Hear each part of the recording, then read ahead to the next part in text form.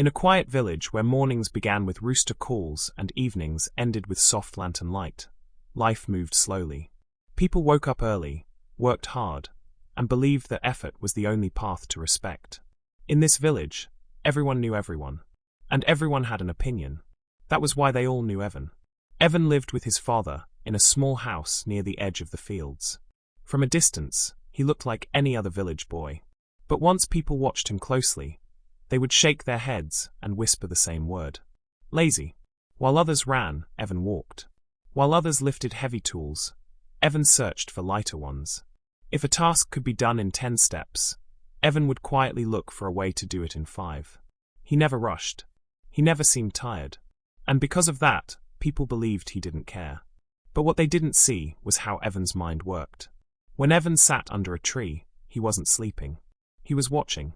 He noticed how water flowed around rocks instead of fighting them. He noticed how birds chose the easiest paths across the fields. He noticed how small changes saved time and energy. Evan didn't hate work. He hated wasted effort. Still, in the eyes of the village, results didn't matter as much as appearance. A boy who didn't sweat was a boy who wouldn't survive life. Evan's father noticed the whispers too. At night, after long days in the fields, his father would sit quietly by the door, looking at the land they depended on. His body was strong, but not as strong as before. And sometimes, worry crossed his face. What will happen when I can't work anymore? He wondered. Evan always finished his tasks. The crops were protected. The work was done. So his father never scolded him. But inside, a question stayed unanswered. Would Evan be able to stand on his own when life demanded more than comfort? Evan felt that question too, even if he never said it out loud. Deep down, he knew something was missing. He was smart. He was careful. But he was comfortable. Life had never forced him to choose effort over ease. And without a reason strong enough to wake him up, Evan remained exactly where everyone expected him to be. Misunderstood, underestimated, and quietly waiting for a moment that would change everything. The change came quietly, the way most real problems do. One morning, Evan woke up and noticed something strange. The house was too quiet. No footsteps. No tools being prepared. His father was still lying on his mat, breathing slowly, his face pale and tired. When Evan touched his hand, it felt weak. "I'm fine," his father said softly. But Evan knew that wasn't true. Days passed, and his father could no longer walk to the fields. What started as simple weakness turned into sickness that stole his strength. The responsibility Evan had never truly carried before now rested fully on his shoulders. For the first time, the fields were his alone. At first, Evan tried to solve everything the way he always had. He looked for shortcuts. He planned carefully. He moved only when necessary. But the land did not respond the way small tasks did. The sun was unforgiving. The soil cracked. Water was not reaching the crops fast enough. Each morning, Evan stood in the fields, watching the plants bend under the heat. Yellow leaves replaced green ones. Life was slowly fading, and no clever trick could stop it. He worked longer hours, but his body wasn't ready. His hands blistered. His back ached. At night, exhaustion replaced confidence. And the village noticed. As Evan passed by, carrying tools he wasn't used to lifting, he heard whispers float behind him like shadows. His father carried that land for years, someone said.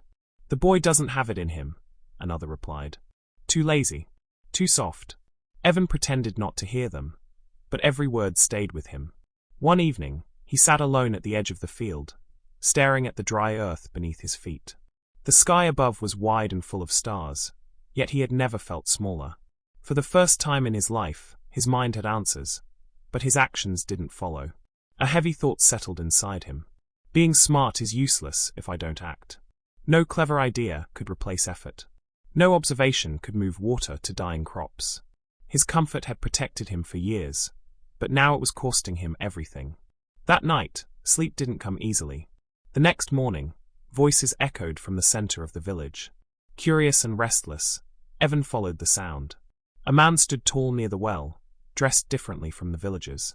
His voice was strong and clear. He spoke of a great challenge announced by the kingdom. A competition. A chance for ordinary people to change their fate. As Evan listened, something shifted inside him.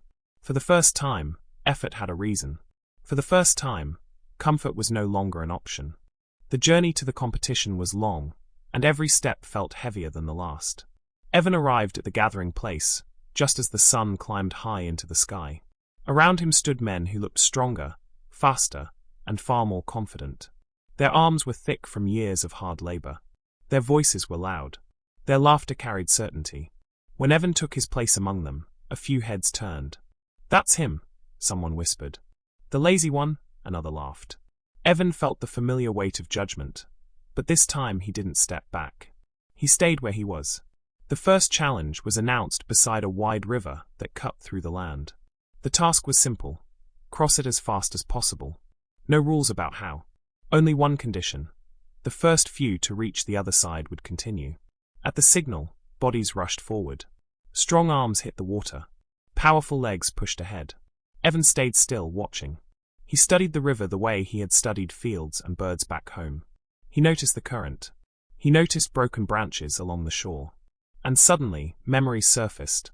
Moments when people called him lazy, but his results had spoken louder. He remembered building tools, so he wouldn't need to stand all day. He remembered choosing thinking over rushing. This was not a test of strength. It was a test of solutions. While others fought the water, Evan ran into the nearby trees. He gathered fallen wood, tied pieces together, and shaped something simple but stable. His hands moved with purpose now, not hesitation. When he pushed his small raft into the river, some laughed.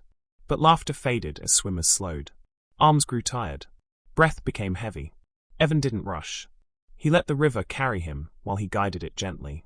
One by one, he passed those who had started ahead of him. Effort showed on his face, but fear did not. When his feet touched the opposite shore, he looked up and realized he was not last. He was among the few who made it.